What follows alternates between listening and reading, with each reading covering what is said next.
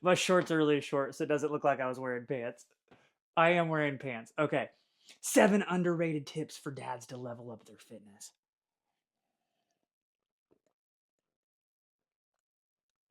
Go Bears. Number one tip for dads to level up their fitness comes from my brother-in-law, Kyler Harris. You can find him on Instagram, Coach Kyler Harris. Great dude, second fittest guy I know. A lot of people are bad about we get busy, we get into our days, we immediately reach for coffee. And guys, living in a state of dehydration is no way to live, and coffee does not count towards your hydration goals. Immediately upon waking, go to the kitchen, fill up a glass with at least 8 ounces of water, and you chug it before you drink coffee. Please don't be drinking soda in the mornings. Before you have anything else, drink 8 ounces or more of water to start your hydration goal for the day. Most men, guys who are exercising hard, are aiming from anywhere from 3 liters to 1 gallon of water per day. And if you push that towards later in the day, one, you're probably not going to hit your hydration goal, or two, even worse, you're going to drink a lot of water right before bed, and then you're going to have to get up several times throughout the night to pee. So, tip number one, 8 ounces of water immediately upon waking before you drink anything else. Number two is a deep squat hold. Guys, I used to be so good about doing this, just regularly sitting in the bottom of a squat and just hanging out. I even had a YouTube channel and a thing called Squats and Thoughts with my friend Paul Fager. And we would record an entire 20-minute video or podcast sitting in the bottom of a squat. And for Paul, who was like 6'6", it was incredibly comfortable, and he was just chilling out. And for me, like, I'm over there like sweating bullets and dying. But hear me out. This is a daily thing you think about in other cultures. They'll just sit in the bottom of a squat while they eat lunch or hang out. And here in America, most of us can barely drop down here. So a couple things. Number one, it's great for the lumbar spine, decompressing it. It's great for ankle, knee, and hip mobility. Y'all, it's just such a great thing to practice. And it's one of those things, if you don't use it, you lose it. So here's what I would encourage you to do with your kids every single day.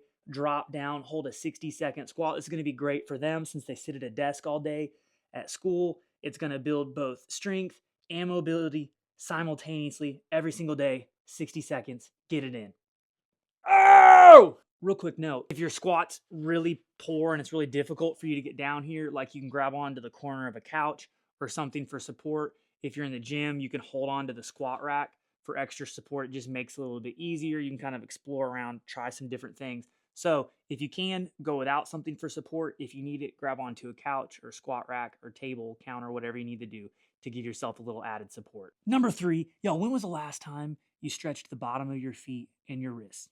Probably never. Y'all, this looks super, super goofy, but it's one of my favorite stretches to do before I do front squats. So you curl your toes underneath, and then I push back as far as I can. So I'm getting the stretch there. Hands on the ground. You're going to push yourself backwards. So you're stretching your toes, the bottom of your feet, and your calves. And then you're going to go forward as far as you can to stretch your forearms. Push back. Knock out about 10 reps there. Following that, we're going to spin the hands around. And when you push back, you're going to be stretching toes, bottom of your feet, and your forearms simultaneously. Come off of that, push back again. And y'all, just, it seems like a silly little thing, but knocking out 10 reps this way, followed by 10 reps this way, is a great way to work on mobility in our ankles, our calves, and our feet, and in our forearms. You just think about, those are muscles that we just don't stretch. And you think about all the time you're typing on keyboards, you're on your phones, those are muscles that need to be stretched. And then you think about the fact that most of us are wearing really constricting shoes and we don't get a lot of love to our feet. Easy one that you can do every single day, especially before you do front squats. 10 reps each position, get it in. Y'all, number four is a daily dead hang. Grab your pull-up bar, just relax, and hang from it.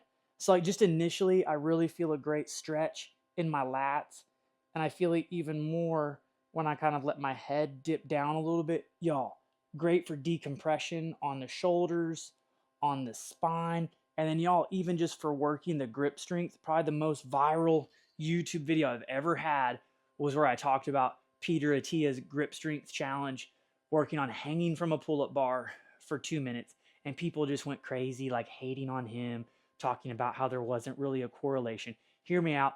There's lots of studies that show a correlation between grip strength and longevity. Does correlation equal causation? No. However, like I just like a good challenge. Like if you can't hang from a pull-up bar for 2 minutes, it's something you can improve upon at the very least.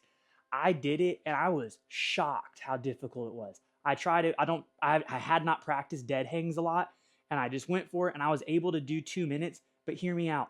Like a minute and 15 seconds in, your boy's shaking like a leaf. Hear me out. Hit your daily dead hang. It's going to build your grip strength. It's going to decompress your body a little bit. It's just kind of a win-win. Whether you agree with Peter Attia or not, still a good thing to do. Work on your fitness. You're going to live a better life. Now, number 5 is to walk as much as humanly possible. I'm going to level with y'all. It's like 33 degrees outside, and I've got on the short shorts and no shirt.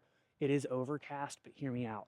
Getting as much sunlight as you can within reason is great, obviously, so you get a great tan, but then too, for vitamin D, and that's really important for men to help with testosterone production, energy levels, all of that.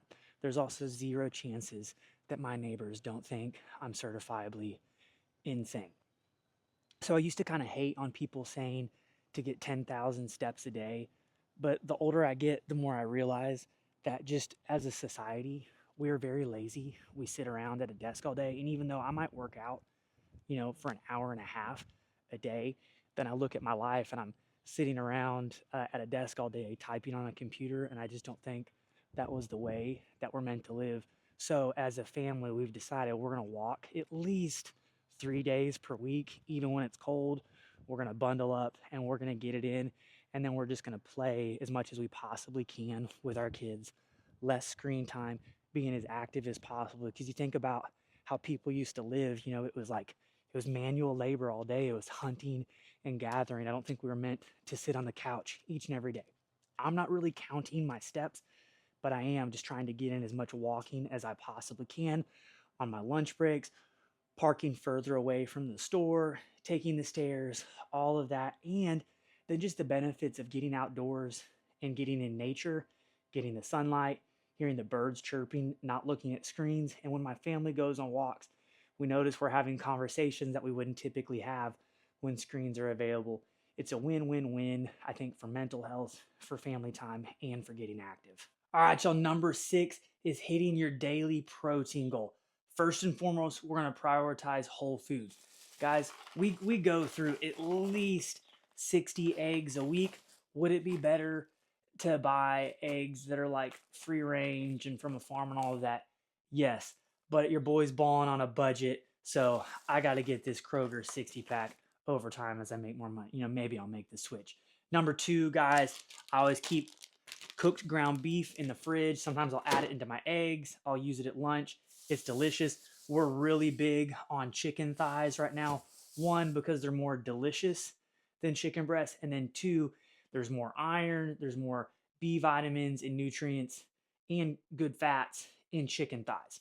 Next, Greek yogurt is massive for hitting your protein goal. It's delicious. I'll eat this every night before bed, and I'll take my protein from First Form post-workout, and I'll mix a half scoop in with my Greek yogurt before bed just to make sure I hit that protein goal for the day.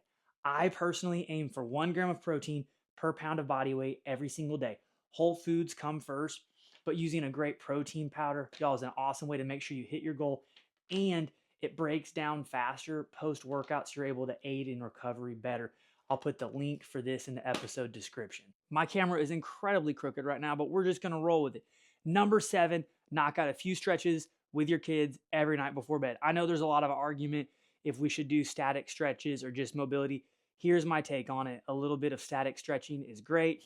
Do not do static stretching pre-workout. Pre-workout, we want to do mobility exercises that take us through a range of motion. But for my kids, I notice they have tight hamstrings. I want to make sure they have good posture. So these are a couple I hit every night before bed. Number 1, just the old school hamstring stretch. I have my kids grab their toes. And for whatever reason, all of my kids have tight hamstrings. So we'll hold this for about 60 seconds, working on deep breaths, big inhales, big exhales. We hit that one first. Following that, we do a cobra stretch. So we're on the stomach, squeeze the glutes, pinch the shoulder blades together, and look toward the roof. I think this one is massive for everybody who sits at a desk and looks down at a tablet or computer or book all day. You think about the posture that we're sitting in most of the day, we're in a chair, like doing this type of business. And that's just awful long term. And I feel like this stretch puts us in a position that's the exact opposite that we spend the majority of our time in. We'll hold that for 60 seconds, working on breathing deep. Last but not least, we do a corner pec stretch. So you put your hands kind of like in that field goal position and then lightly lean forward so that we're getting a good stretch in the pecs and the shoulders. Y'all, this is important for your kids. But fellas and ladies, listen up. You know, you think about how your shoulders are rounded forward. Most of the time we get very tight in the delts and the pecs. And this is a great stretch to loosen that up. 60 seconds. Y'all, a little different style video for me today, but those are 7 tips, fellas. I just think general, trying to live a healthy lifestyle. It's not all about hitting workouts and lifting weights. I think that's a massive part of it, but I also think a massive part of it is just living an active lifestyle. Because if you're exercising hard 5 times a week, you know, for 60 minutes each, that's only 5 hours out of the week. And if the rest of the time you're living really hard and being hard on your body and not doing the right things, you're not going to see the results that you could. Whereas if you're hitting those 5 workouts per week on top of adding in healthy habits, staying hydrated, getting enough sleep, going for walks, spending time with your family, working on your mobility, eating, drinking correctly, guys, it's just going to level up your results. Thanks for watching. Subscribe to the channel. I'll put stuff in the show notes or the episode description, links for the protein, all of that, and my workout program. Y'all, share this with a dad you think it might be an encouragement to, and thanks for watching.